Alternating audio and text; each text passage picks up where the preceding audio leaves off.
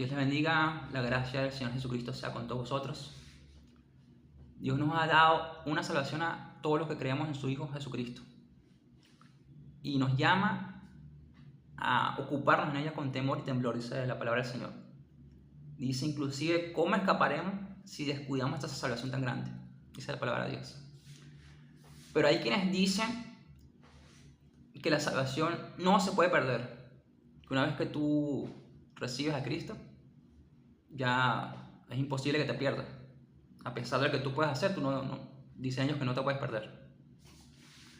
Vamos a ver qué dice la Biblia al respecto de este tema. Y de entrada voy a recordar que el apóstol Pablo decía que él, habiendo sido heraldo, podía ser eliminado. Imagínense, el apóstol Pablo. Si eso le puede acontecer al apóstol Pablo, ¿qué queda para los demás? Y también en Mateo, capítulo 3 dice, el árbol que no da buen fruto es cortado y echado al fuego. Y nos llama en ese mismo capítulo a dar frutos dignos de arrepentimiento. Son llamados que hace el Señor para que lo cumplamos, para que la palabra de Dios se cumpla en nosotros. Entonces vamos a comenzar en Mateo capítulo 7. En el versículo 21 dice, no todo el que me dice Señor, Señor entrará en el reino de los cielos. Este es el primer texto de 3 textos que voy a estar leyendo para mostrar qué dice con respecto a el cuidado de la salvación. Y leemos que hay personas que conocieron a Cristo porque le habían dicho Señor, Señora a Cristo. Aquí está hablando de Cristo. Y dice que le decían Señor, Señor, y que no entraría en el reino de los cielos. Este es un primer ejemplo que muestra claro que hay personas que después que conocen a Cristo se pueden perder y se van a quedar fuera del reino de los cielos. Sigo leyendo en el mismo versículo.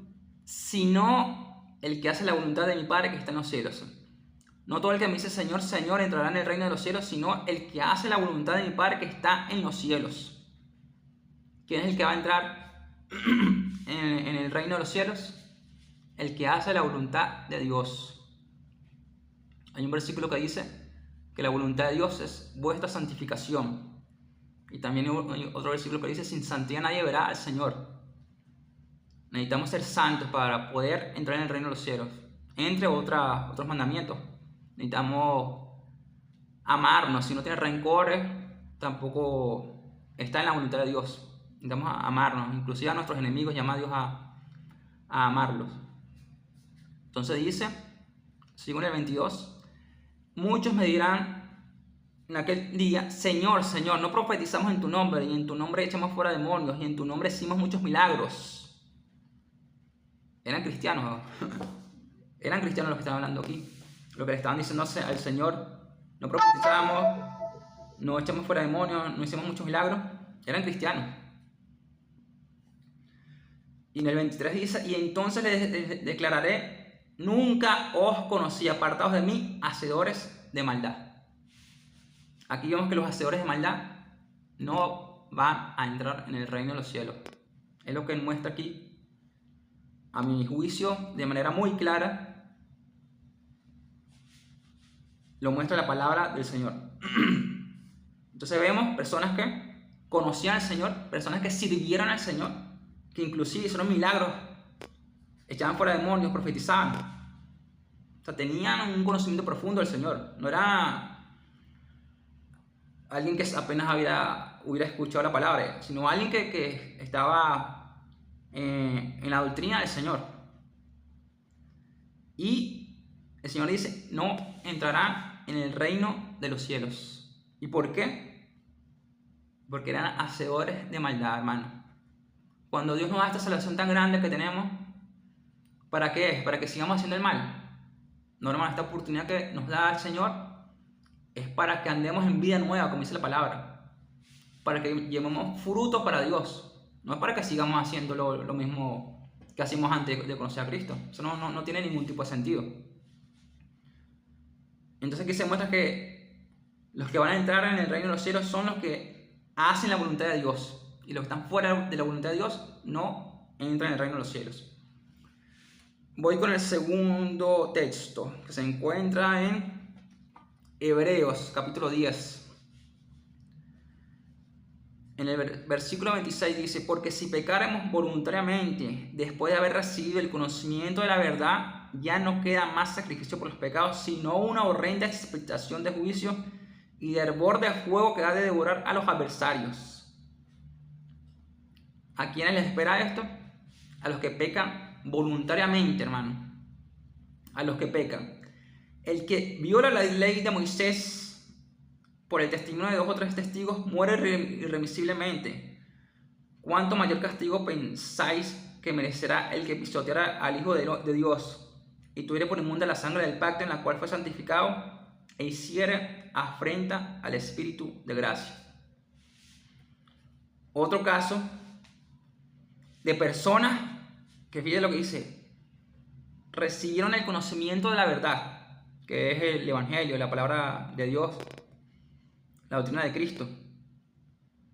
¿Y qué les espera a esa persona, hermana? Una horrenda expectación de juicio y de hervor de fuego que ha de devorar a los adversarios. Entonces, se ve nuevamente que personas cristianas tienen el conocimiento de la verdad, después de haber recibido ese conocimiento de la verdad, dice que pecaron. Porque si pecaron voluntariamente después de haber recibido el conocimiento de la verdad, dice, ya no queda más sacrificio. ¿Por qué?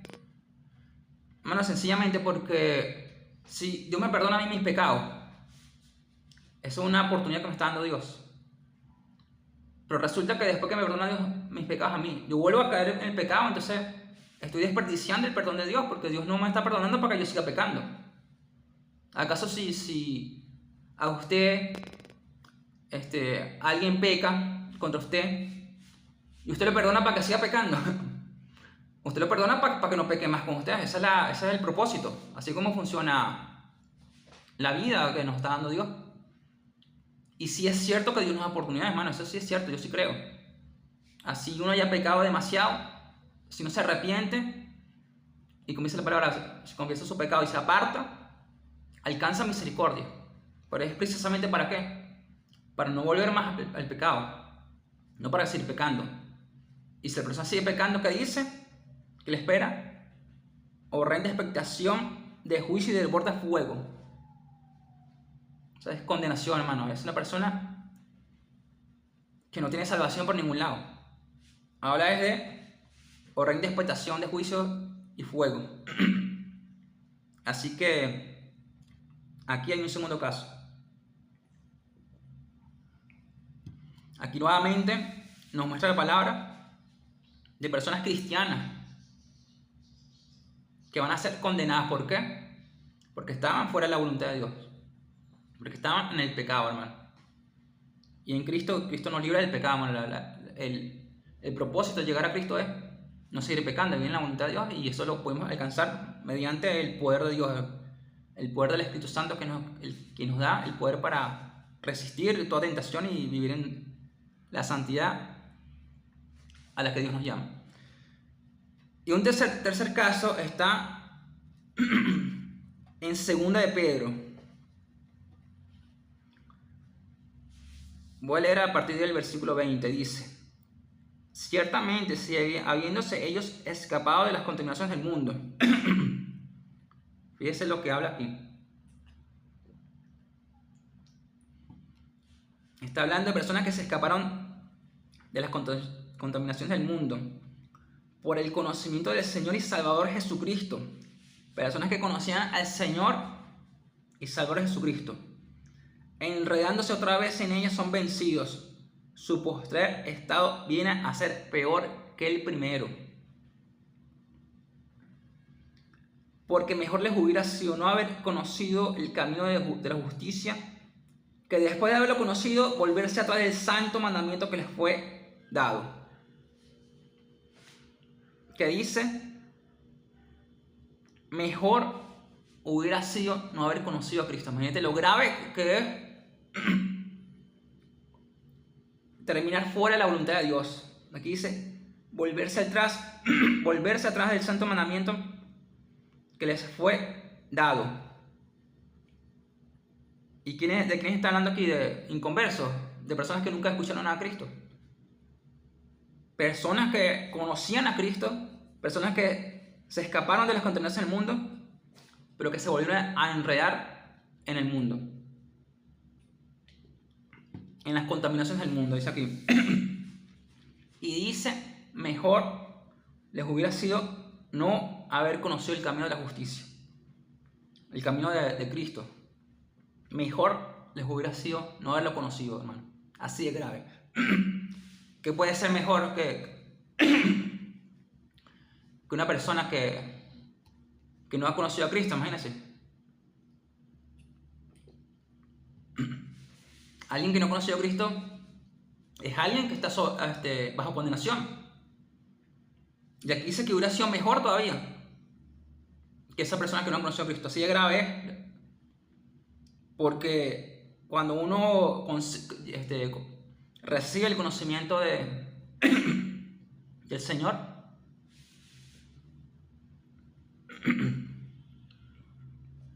hay uno, hermano, tiene una demanda de parte de Dios. Ya uno tiene una conciencia. Ya Dios te va a demandar. Voy a leer un versículo en Romanos.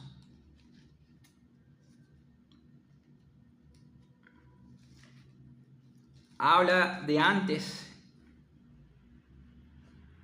del conocimiento de la verdad. Dice yo, Romanos 6:20. Porque cuando erais esclavos del pecado, erais libres acerca de la justicia.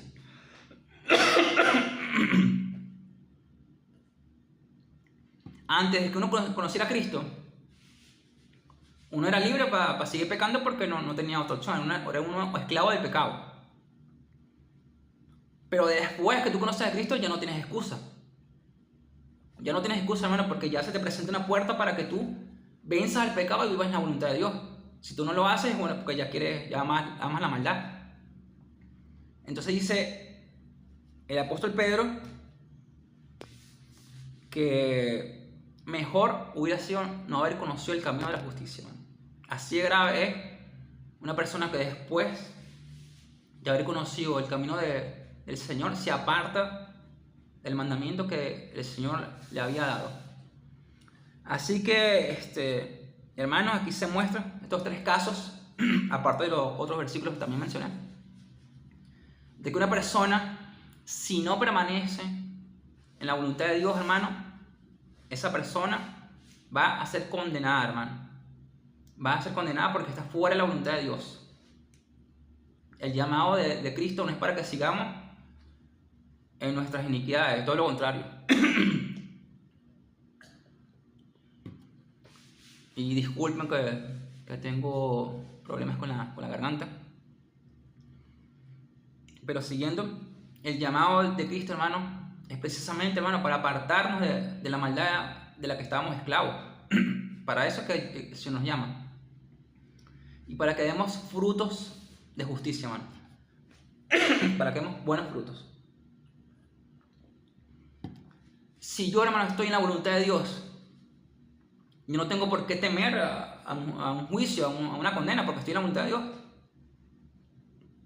Y ahí se muestra que el que está negando que los que están fuera de la voluntad de Dios pierden su salvación, probablemente sea precisamente porque ellos están fuera de la voluntad de Dios, porque si no tendría razón de negarlo.